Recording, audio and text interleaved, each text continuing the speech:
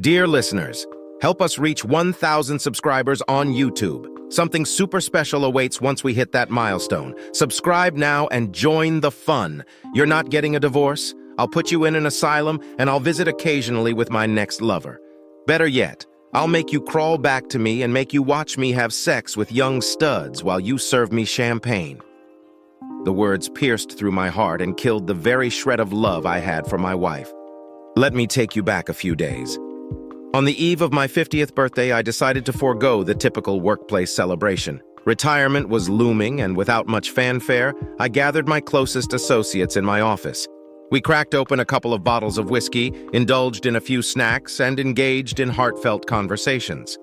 As the clock neared 8 in the evening, we bid our goodbyes and headed home. I was in no condition to drive, so I called a cab and made my way home without sparking any debates with my wife. No demands were made. I simply undressed and crashed in the hall. The next day, the head of the department handed me a pension certificate and a box containing a tea set as a parting gift.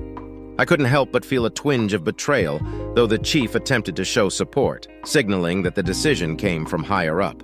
I accepted the certificate, shook the sweaty palm of the man who delivered the news, and left the office without uttering a word.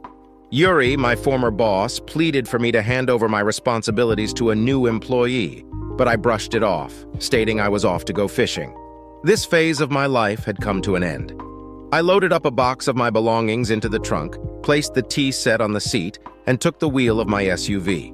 With no particular destination in mind, I decided to drop the boxes off at our country house, a property that, truth be told, belonged more to my wife. It was a place she had earned through her success in law, a field she had excelled in while I lingered in the shadows. Our journey together started in college, marrying young while she pursued law and I delved into the Polytechnic Department of Radio Engineering. Our family expanded with the birth of our son Dima shortly after our wedding, followed by our daughter Moshe for years later. After serving 2 years in the Army, I worked in my institute specialty, while Sveta carved her niche in business law, eventually establishing a thriving law firm. As the years passed, Sveta earned fame and credibility in our city, handling complex cases for rich and famous businessmen. Meanwhile, I remained content in the background, not bothered by the overshadowing success of my wife. She had always been considerate of my preferences. Knowing well that social events and parties were not my cup of tea, I found solace in hunting and the occasional fishing trip. While I didn't actively participate in Sveta's social circles, it didn't mean I was oblivious to her activities. Sveta, an attractive woman with beautiful legs and a tight figure, garnered attention from men eager to capture her interest. Yet she remained steadfast in upholding family values, and I had no reason to suspect any betrayal. As time passed, our children grew up, with my son marrying and relocating to the capital, bringing the joy of a grandson into our lives. My daughter, too, graduated from university and began living independently. With the kids out of the house, we found a certain freedom. Sveta had overseen the construction of a spacious country house, allowing us to enjoy fresh air away from the city's pollution. As I pulled up to the house, I noticed Sveta's car parked in the driveway, a surprise considering she was supposed to be at work. Plans could have changed, I thought. Taking my time, I ascended to the second floor, carrying boxes of miscellaneous items. I carefully arranged them in my office and was about to head back down to the car when strange noises emanated from the guest bedroom at the end of the hall. Intrigued and somewhat concerned, I approached the source of the commotion, my senses on high alert. Surprise and alarm gripped me as I approached the loosely closed door, behind which emanated painfully familiar noises. It was the sound of Sveta and the throes of passion, a phase of lovemaking I thought I knew all too well. After years of married life, however, the voice accompanying hers was alien to my ears. My wife's cries of pleasure were intermingled with passionate affirmations. "Do you feel good with, 'Yes, yes, you're the best'? Better than a husband?" "Fervently," answered Sveta. For some reason, a bitter laugh escaped me. The irony struck me hard. My successful and respectable wife, a mother of 2 and a grandmother of 5, referring to herself as the best for some scoundrel. Oh, how the times and manners had changed. Summoning a mix of courage and disbelief, I opened the door. A few minutes passed as Sveta mid-coitus took a sidelong glance at my motionless figure. She pushed her playmate away, and her lover presumably crawled under the sheet, feigning non-existence. Sveta, unfazed, jumped down to the floor and headed toward me as if nothing had transpired. I looked at her naked figure, a lump forming in my throat. "Yura, do not make a scene. Go to town. We'll talk in the evening," she told me, with a calmness that would suggest she was sending me on a routine errand. In the haze of the moment, I stood there, stunned. I could have erupted in anger, confronted her lover, thrown the cheating wife out of the house. But her words echoed in my mind, words spoken in the heat of passion, declaring, "You're better than a husband." It felt like a verdict, an unforgivable judgment on our family. Tears, sobbing, remorse. I expected them all. But instead I was met with a calm, emotionless voice that delivered a verdict on our life together. It wasn't forgivable. Gritting my teeth, I muttered through clenched jaws. "At least cover up." I turned and walked out, the coincidental loss of both my job and my wife hitting me almost simultaneously. Sveta, for me, was already in the past, and I harbored no doubts about that. Refusing to succumb to hysteria, I didn't ask why. I didn't sob uncontrollably hugging a pillow. Instead, I absorbed the blow of fate, understanding that the only course of action was to gather my thoughts. The first order of business was to address the housing problem. Technically, I had a 1/4 share in an apartment and a country house, but I knew all too well that Sveta's lawyers would leave me with nothing. Even the car was registered in her name. Glancing at my watch, which read 1 o'clock, I decided it was time to take action. I pulled over to the curb and took out my smartphone. A lakeside home for sale caught my eye. A quiet, peaceful place with great fishing and hunting, and the price was quite affordable for me. I dialed the contact number listed in the ad and a woman answered. She explained that her father had built the house upon returning from the seas, living there until his death. The house had been vacant for almost a year until the new owner decided to sell. Situated deep in the woods, surrounded by kilometers of thick forest, the remote location had led to a gradual reduction in the house's price. I was okay with that and offered a little more, but I requested a deed of gift to avoid any legal entanglements, given that I was still technically married. An hour later, we met at the notary's office and executed the contract. I had just purchased my own country house. The woman told me where the key to the front door was, bid me farewell, and left in a cab. Wasting no time, I headed to the apartment and began packing. Several times Sveta called, but I chose not to answer. Ignoring the flood of text messages, I focused on gathering my belongings. Calling a cab, I tossed the keys to the apartment and the car into the mailbox. A cab ride to the garage revealed my father's car in pristine condition and ready to go. I threw my backpack into a large bag in the trunk, warmed up the engine, and taking my time, set off to open a new chapter in my life. As my car raced down the highway, dispersing the light snow that had fallen overnight, I left a fast-fading trail behind. After about 30, turned off the highway onto a dirt road and encountered a solid wall of forest stretching for dozens of kilometers. According to the map, the farther I drove, the narrower the road became. Slowing down, I found myself surrounded by a dense forest. The road skirted the shore for a while before turning sharply to the left, approaching a small black and by-time log house. Standing on the lake shore, I noticed a few apple trees drowning in overgrown weeds. A high fence ran down to the water, and from the lake side I could see a pier on wooden stanchions driven into the water. I stopped the car, shut off the engine, and got out, examining my new purchase with curiosity. The air was filled with the smell of algae, damp dust, and decaying racks. The house stared out at me through windows reflecting the crimson sun dipping behind the pine tops made of treated pine logs. The walls stood sturdy and the roof was covered with slate. A small porch and a massive door padded with wrought iron greeted me. Wooden doors leaned against the wall, and a log barn stood on low wooden piles nearby, appearing to be used for storing firewood. Behind the barn, by the water, stood a bathhouse. Climbing up to the low porch, I reached over the door and found a rusty key. Unscrewing the shackle, I carefully removed the lock and pulled the forged handle of the door toward me. Expecting to find a mess of cobwebs and abandoned items, I was pleasantly surprised. The room was clean and fairly comfortable, albeit cold and faintly smelling of mice. In the middle of the room, a cast-iron stove sat on a steel plate lined with wild stone with neatly stacked wood beside it.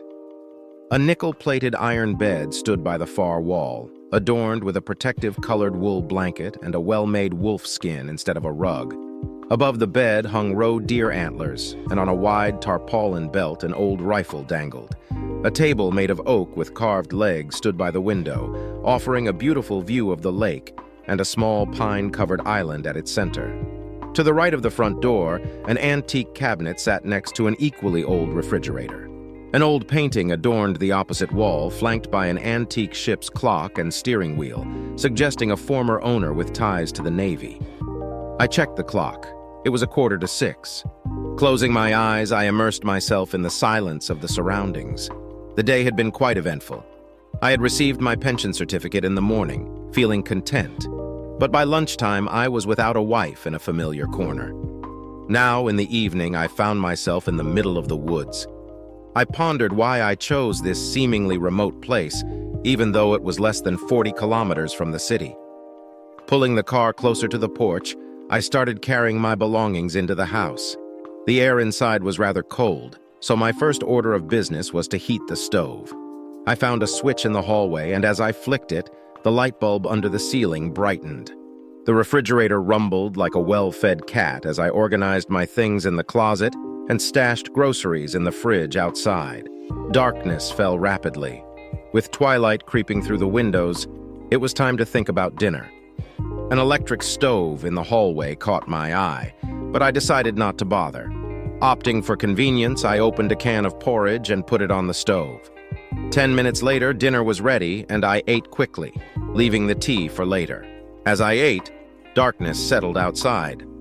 To occupy myself, I decided to explore the closet. On the bottom shelf, just under the hanger, I found a large tarpaulin bundle tied with twine.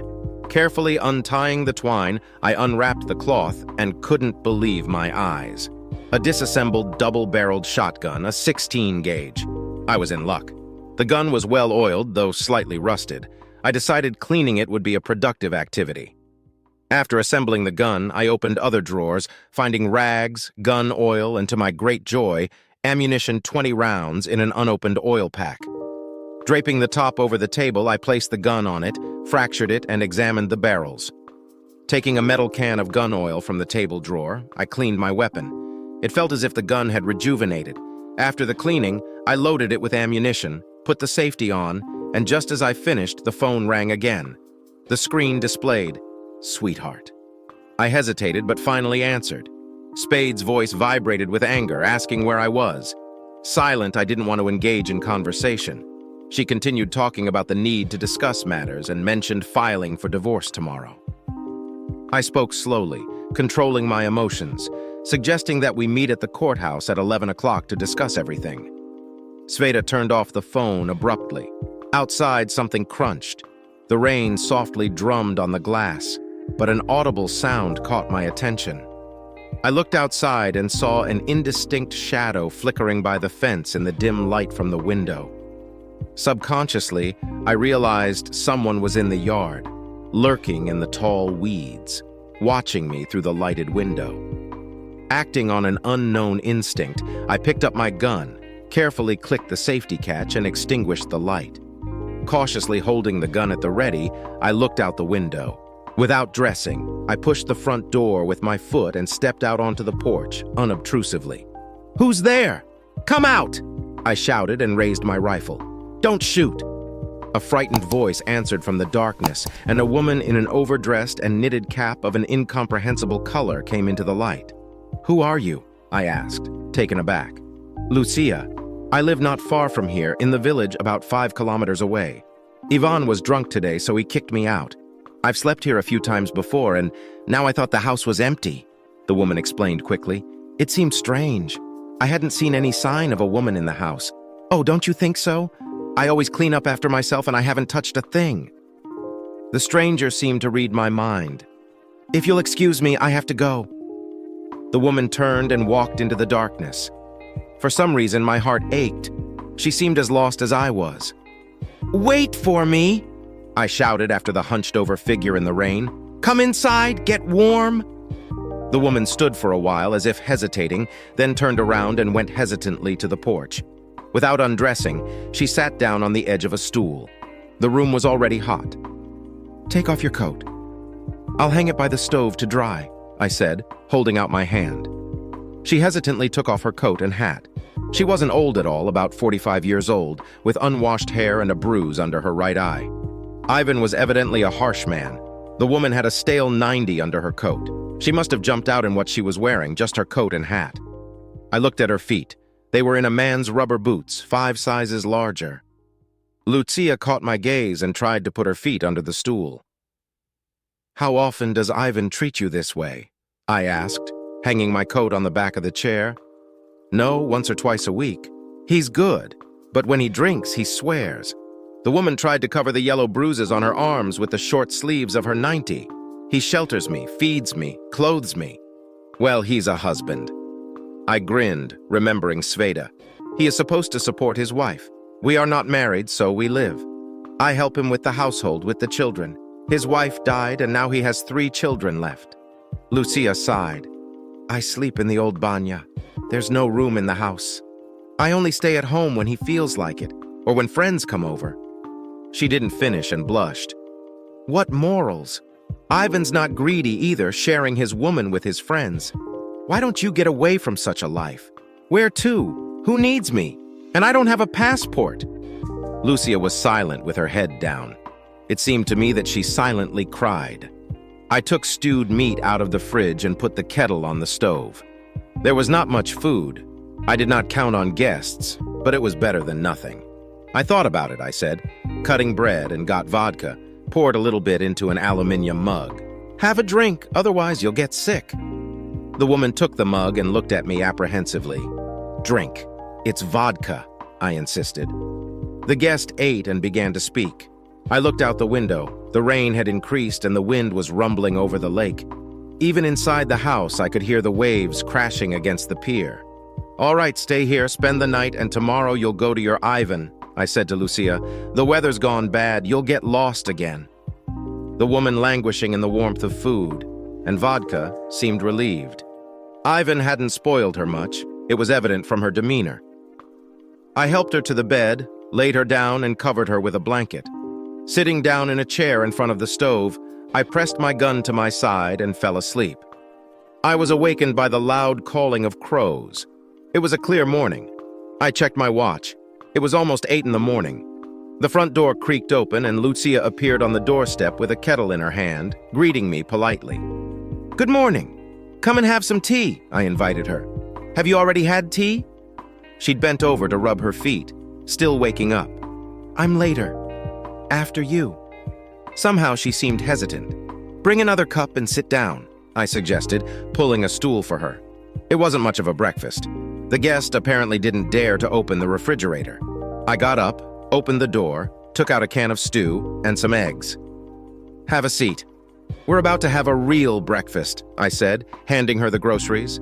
I went into the hallway, quickly washing my face from a washstand hanging there. In 15 minutes, the table was adorned with a frying pan with fried eggs and stew, a plate with butter, and a vase with sweets. Lucia sat motionless with her hands folded in her lap. "Well, what about you?" "Eat or it will get cold," I encouraged her. I put a big piece of eggs on her plate and poured a cup of fragrant tea. "Will you eat with me?" she asked quietly, looking straight ahead. "Of course, let's eat. Otherwise, I have to go to town." I ate with gusto, drinking sweet tea. "Thank you. I should probably go." "Ivan would be angry," she said uncertainly. "He threw you out. Why should you be angry? What will you have for breakfast?" I got up from the table. "I have to go now. Eat. Don't hurry. Don't put the dishes away. Lock the house and put the key over the front door." 40 minutes later, I arrived at the courthouse. It didn't take long to process the divorce papers, and by 10 to 11, I was sitting on a bench in the square in front of the court. I left the car a block away, just in case. At precisely 11 o'clock, Sveta's black Lexus stopped in front of the courthouse. My wife looked like a goddess who had come down to earth. I silently watched Sveta's appearance, making no attempt to attract her attention. "How long have you been waiting?" she asked, sitting down on the edge of the bench and scenting me with expensive perfume. "Are you sulking at me? After all, nothing terrible happened. I've earned the right to a private life." I remained silent, stubbornly refusing to engage. I still love you, and I'm not going to change anything in our lives. But I'm a woman. I want attention and love. You've shot me down in every way, both as a husband and as a man. But for a woman's health, she needs some variety. She hesitated for a moment. That boy, you scared him to death. I need him to keep me in shape, to keep me healthy after all. She looked at me questioningly, waiting for a reaction, but I stubbornly remained silent. Even Masha supported me. She totally agreed with me and thought that having a young partner at my age is quite normal. By the way, Igor, a friend of her young man, was the one who asked him to find me a healthy, understanding boy. I pondered the reasons behind Moshe's smirk and the contemptuous glances he threw my way. The respect that once existed, the bond of family and marriage had long dissipated. Finally, Europe concluded its nonsensical pursuits, and I yearned for a return to the sanctuary of family. That's enough, I urged. Satisfy your male ego elsewhere.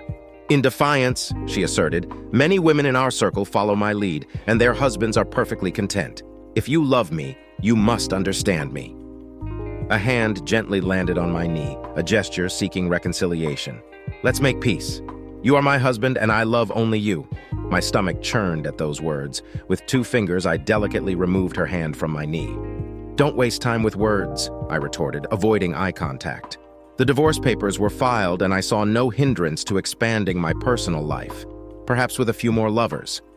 Her tone shifted abruptly. You're not getting a divorce, she declared. I'll put you in an asylum, and I'll visit occasionally with my next lover. Better yet, I'll make you crawl back to me, serving as a witness to my newfound pleasures. In disbelief, I resisted. Who do you think you are? Her face flushed with anger. Tomorrow, our kids and I are leaving for Cyprus, where my business partner has a luxurious villa. We'll be there for 2 weeks, and Igor's joining me. He'll always be there for me, and I'll share my bed with him as I please. If you decide to return, everything can be as it was. The choice is yours. With a cold demeanor, she handed me an open-date plane ticket. You can come whenever you want. I've said my piece. The decision is yours. Without saying goodbye, she walked to the car and sat down in the driver's seat. As the car drove away, her daughter's face flashed through the window. I was already on the highway when Dima called. His barrage of questions mirrored the confusion and hurt I felt. Daddy, is it true you left Mom? You lived together for so many years. What happened? Did you find someone else? The questions were coming in like peace. Dima, calm down. These are questions you should ask your mother or your sister. I was talking and keeping my eyes on the road. Daddy, don't twist my words. Mom and Masha told me everything. How could you? I don't want to know you. After that, he turned off the phone. I remembered an expression I read in some book. If a child after 15 years has not become your friend, if he does not rave about his father, he is a stranger to you. If the son does not worship his father, he is not your son. As I drove on, I reflected on the decades invested in raising our children, providing for the family, and now finding myself discarded and disrespected. The road stretched ahead, a metaphor for the unknown journey I was embarking on. A journey to rediscover myself and confront the harsh reality of a family unraveling at its seams. The scene at my house was surreal. There was a police car with its blinker on outside my house. I stopped the car and got out. There was a policeman standing on the porch, pounding on the door with his fist, and the other one was sitting in the car, muttering something into the radio station. I walked around the police and asked politely, "Gentlemen, what's the matter?" The policeman on the porch paid no attention to me, continuing to pound on the door with the tenacity of a woodpecker. "Who are you?" There was a hoarse voice behind me. I turned around, and a second policeman was standing there with his stick at the ready, looking at me. "Wearily me, the owner of this house and of this property which you have entered without my permission. Have you any papers?" The first one stopped pounding on the door and turned to me. "Yes, they are in the house." I pushed the policeman aside and reached over the door with my hand. There was no key. Someone was in the house, most likely my guest, who never got out to his beloved Ivan. "Lucia, it's me. Don't be afraid to open." I knocked on the door. The woman stood at the door itself, for she opened it at once. I stepped into the hallway. The policeman tried to squeeze him behind me. "Gentlemen, do you have a warrant?" The officers looked at me like I was crazy. This woman's husband has filed a search warrant for her. We have to take her into custody and bring her to the station. As far as I know, she was only kicked out of the house last night. I wondered when her landlord had time to file a report. I spoke very politely, remembering to press the call button on my cell phone in my pocket. One of the policemen pushed me away and went into the house. I listened as one of the policemen spoke mockingly. "Listen, get ready, your husband was waiting for me." The second one added, "And you, get ready, let's see who you are." Suddenly, I felt a sharp blow from the second policeman's stick under my breath. The force knocked the air out of me, and I doubled over, hands on my chest. Lucia wanted to help, but one of the policemen grabbed her arm and dragged her towards the car. The other policeman lifted me by the collar and punched me in the chest again, saying, "You should be simpler, uncle, and people will reach out to you." He laughed loudly and said, "Citizen of Lila claims that you tricked her into the house and abused her. What do you have to say about that?" The interrogator looked at me predatorily, mentioning traces of beatings on her body. I wanted to get it over with quickly. "May I see Citizen of Lever?" I asked. The policeman put aside a fine piece of paper and suggested confessing. I found a quiet corner, seeking solitude. Just then, the door opened and a major walked in. Judging by the brisk response of the interrogator, he was a big boss. He waved lazily at the master in charge, took the interrogation report and said, "Sorry, Yuri, there was a misunderstanding. Citizen of Lever was mistaken. You are free to go." The major glared at the policeman and I left the police station. A black Jeep with tinted windows awaited me outside. I sat down next to the driver and the car shifted smoothly. A few meters away, I witnessed a drunken man assaulting Lucia with a wretched old woman standing nearby, muttering to her. Unable to stand by, I touched the driver's shoulder and opened the door. "Do you need any help?" he asked without turning his head. "I can do it myself," I replied. Without getting into a debate with the man, I kicked him under the knee. When he turned around, I punched him in the nose with all my might. Something crunched, and the man drove his head into the side windshield of his car, leaving a trail of blood. The woman standing nearby opened her mouth to yell, but changed her mind when she caught my gaze. I walked over to Lucia. "Will you come with me?" I asked Lucia. She nodded and I gestured for her to get in the car. Glancing back at the man lying on the ground, I hoped for no further aggression. I got in the front seat, slammed the door, and with winter's arrival, I set out. The road to the highway was blocked and covered in snow. I struck a deal in the village, and a tractor driver managed to clear the road for the cost of 2 bottles of vodka. The noise of a car engine woke me up, and as I cautiously got off the bed, I shivered from the cold. Heading to the window, I saw a big black car stopping right in front of the house. A figure emerged from the car, a bodyguard in all his primal glory, followed by my estranged wife, Sveta. She slipped, but a young man accompanying her managed to support her by the elbow. They stared at the house, as if expecting the Wizard of the Emerald City to appear. I put on my coat and went out onto the porch, remaining silent. The uninvited guests were the first to break the silence. "Are you the host?" the bodyguard asked menacingly. I threw my jacket on the parapet, came down from the porch, and it seemed the man was in a belligerent mood. Talek, Sveta's lawyer, suddenly calmed down, came forward and spoke. "Vita and I need to talk. Maybe you want to invite me into the house?" I shrugged and Sveta called someone, named Samuel, from the car. "Come on in," I said, though I added frankly, I don't like uninvited guests. Cautiously stepping on the icy steps, Sveta and the lawyer entered the hallway. I extended my hand to prevent the third man from following them. "We need to talk to your mother," he said, but I stopped him with my hand against his chest. His face contorted with rage, but he couldn't do anything, and he knew it. Lucia turned around at the door and greeted the uninvited guest politely. She quickly realized that Sveta was my wife, evident from the jealousy in her eyes. Sveta also looked curiously at Lucia, quickly getting the hint that she was comforting me. Unable to contain her emotions, she muttered through her teeth, "Tell me what you want," to which I responded angrily. The lawyer sat down on a stool and opened his briefcase. "Yuri, your wife is suing the court to declare you incompetent. You had a severe concussion in the past, leading to complications and a temporary mental disorder. You should be examined at a psychiatric hospital to determine your legal capacity." The question is whether you will do so voluntarily or whether we will have to go to the appropriate authorities to enforce your appearance. As far as I understand, the examination is done by court order. Do you have it in your hands? The lawyer explained. I looked at the lawyer calmly and questioned, "And where do you want to forcibly lock me up? In a mental hospital?" My defiance somewhat discouraged the lawyer. "Yura, I'm worried about your health. You need to take a course of treatment. The doctors will help you get rid of your obsessions and you'll go back to your family. The children are so upset they want to see you." Sveta almost sobbed with resentment for the children. The question is, do I want to see them? I thought aloud and said, "I understand your desire to quickly put me in the asylum ostensibly for my own good. But you were in a hurry. There was no trial and I don't need any counseling. I won't discuss anything with you. Sweeter, take your lackeys and get off my land." I looked expressively at the gun hanging on the wall. "Are you threatening Samuel?" Sveta asked. "I told you he's inadequate and aggressive," I replied. "In that case, we are forced to ask for help," the lawyer declared. Sveta was about to speak again, but I tried to calm the situation, saying, "Let's solve everything in peace. Yura, it's all for your own good. You'll thank me later." However, she took a step towards me, attempting to hug me. "Come on, get out of here," I said pointedly, looking at the hanging shotgun. "You're crazy for sure." She shrieked and looked at the lawyer. "Samuel, do something." I held the gun with the barrel down, telling them to leave.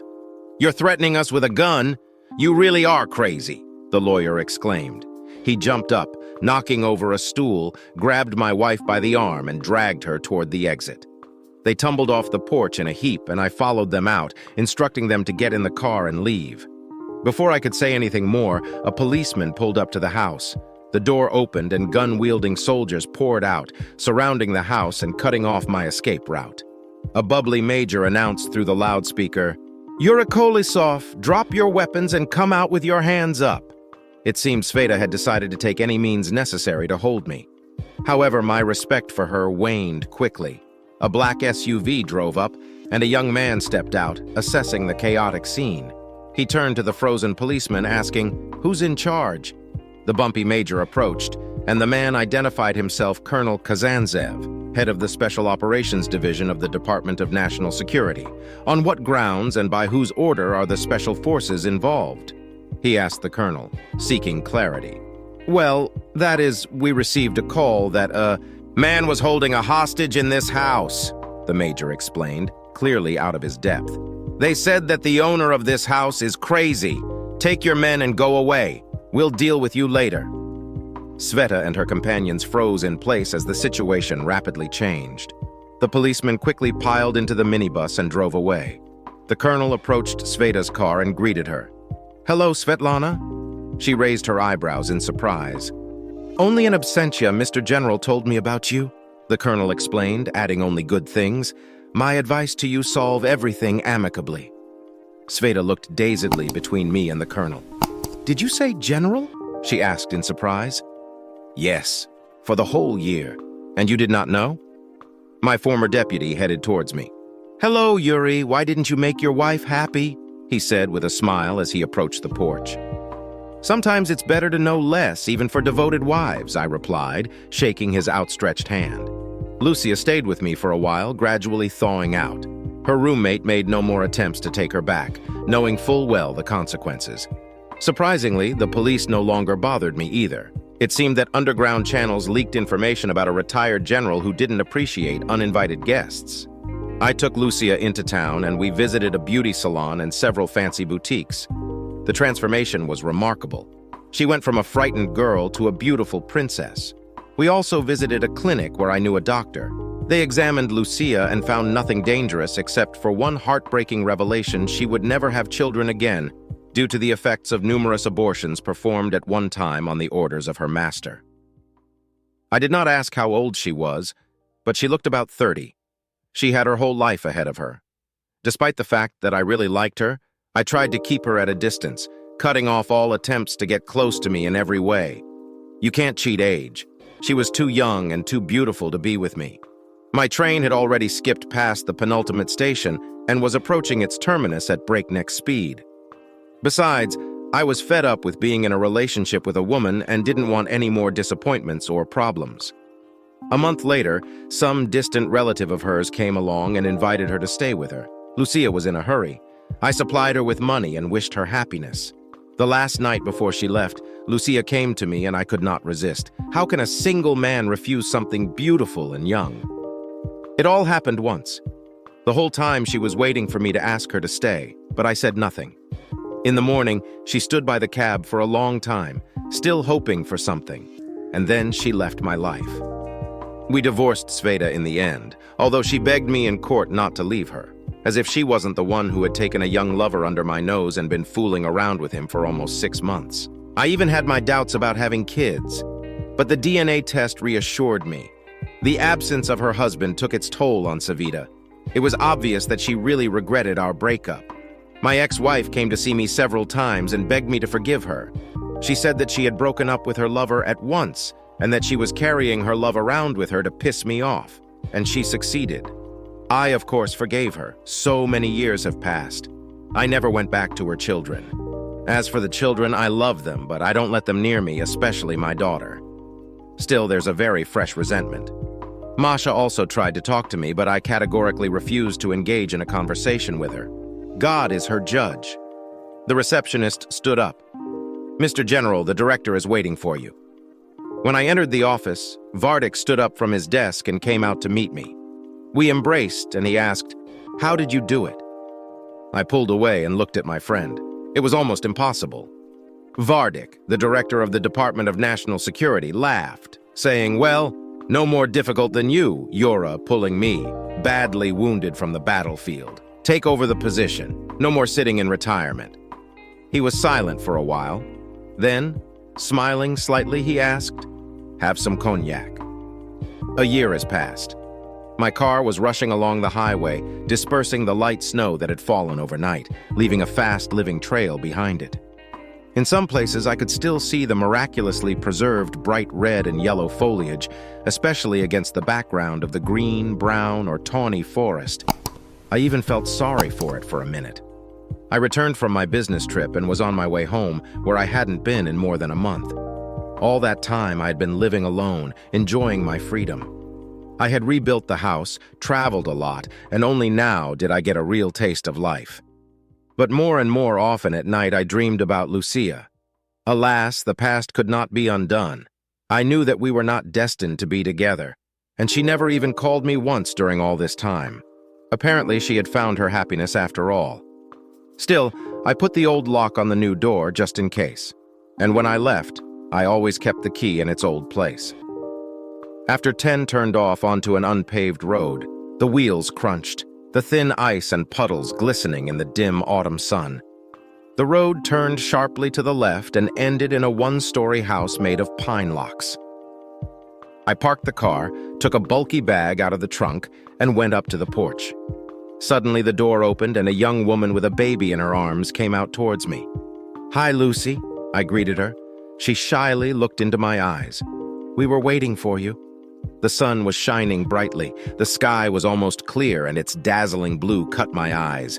A fresh breeze from the lake played with the tops of the tall pines, lifting up sparkling white clouds.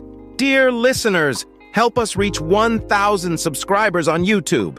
Something super special awaits once we hit that milestone. Subscribe!